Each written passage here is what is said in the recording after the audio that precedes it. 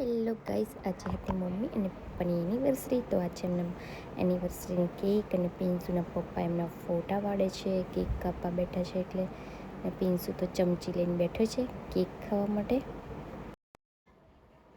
તો અહીંયા હું પણ આવી ગઈ થોડી વાર માટે મોડું બતાવવા માટે વિડીયોમાં. અહીંયા જીજુ બેઠા છે, રક્ષુ છે, મમ્મી પપ્પા પિન્સુ ને દીદી બેઠા છે.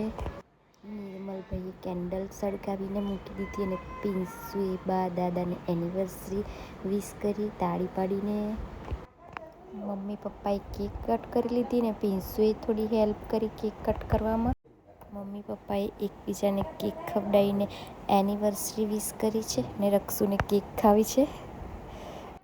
હવે જમવાનું આવી ગયું એટલે બધા જમવા બેસી ગયા છે અને પિન્સુના પપ્પા તો મેચ જોતા જોતા જ જમે છે.